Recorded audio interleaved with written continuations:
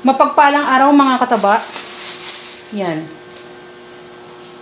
Yung iba, pinapakita nila na saan nila dinala yung unang salary nila sa YT. O, ganun din naman si Mama Taba. Yan, ipapakita ko yung initial na ginastos ko. Inuna ko yung para sa ating, kasi pag nanay ka mga kataba, uunahin mo yung mga pangunahing pangangailangan sa bahay. No, hindi gustuhin ko man bumili ng ganito, ng ganyan, ng para sa sarili ko. No, nasi-set aside yun. Uunahin natin yung mga pangangailangan natin. Yan, puro karne. No, wala pa tayong isda dito. Para din tayong ano nito, may dumating tayong biyaya katulad nung una kong mga previous na vlog ko na nung binigyan ako ni Mother, pinamili ko agad. Ganon din naman dito sa ating first salary. Yan, binili ko na agad ng ating mga karne. Iba't ibang klaseng karne. Itong mga binili ko tong mga kataba, ano na to, good for 2 weeks na to. No, hindi na ako masyadong mamumroblema. No, ilang kilo na yan, ilang kilong chicken, iba't ibang klaseng part ng pork. Ayan. Iba't ibang klaseng part din ng chicken. Marami yan. Tapos may baka din, chicken na naman. Ayan. Ganyan yung mga, inuna ko muna yung mga meat. At sa mga susunod na araw naman ay yung ating isda at gulay. Ayan.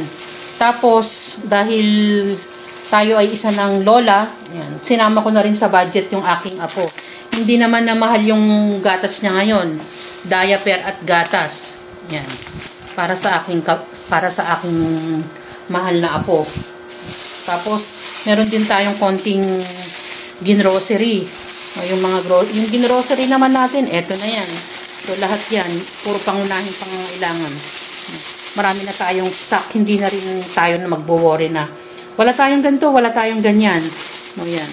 Puro mga sabon, shampoo, no, yung hindi naman kami masyadong maselan mga kataba sa mga bagay na talaga na hindi namin kaya, kung ano lang yung kaya ng pera. At ito naman ay isang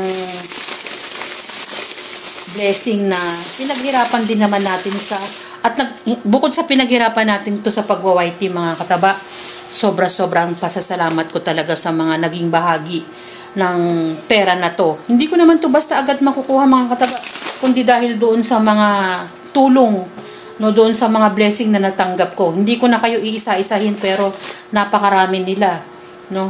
Marami sila na naging part na para mapuno at makuha ko yung first salary ko sa YT. No, sobrang pasasalamat ko sa kanila. Sa buong Team Zombie, maraming salamat sa pangunguna ni na Sir Meryl, Ma'am Yoli, na yung mga yan. Sina Madam Benji. Yan, napilitan na. Hindi ko makontrol na hindi ma-mention kasi sobrang pasasalamat ko sa kanila. Tulad ni na Madam Benji, natatahimik ako mga kataba kasi sorry, nagiging emotional tuloy ako. Yun, no? Sabi ko nga, very thankful ako sa kanila. So, yung mini-mention ko, sina Ma'am Bioli, si Sir Meryl, Madam Benji, Ma'am Daisy, Ma'am Remy, KTJ, si Sly Blue, Pide. Ang dami kasi nilang si Auntie Marga. No, ang dami nilang blessing na binigay sa akin. No, hindi ko sila basta-basta. Kulang yung salitang pasasalamat. No, napaka-emotional kong tao. Kasi sabi ko nga, meron ding part na ibabalik ko rin sa kanila kahit sa konting way ko. No, mga kataba. Sorry yung hindi ko na-mention pero marami naman kayo na dapat ko talagang pasalamatan sa mga nagbigay sa akin ng blessing sa pagwa-YT. No, sobrang dami nila. Yan, naiyak tuloy ako. Pero super thankful, sobra talaga. Sobrang salamat. No, at malaking bagay ito para sa pamilya namin. At hindi ko to basta-basta. Basta malaking bagay yung yung naging share nila para makuha ko tong first salary ko. Sobrang pasalamat ko sa kanila. At ganun din naman, mag-church din kami na magpapasalamat din ako at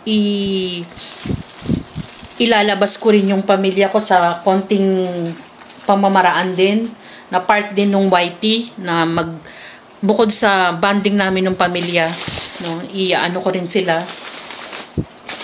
ipapasyal ko ng kaunti, no, kasi hindi naman kami madalas na lumalabas talaga.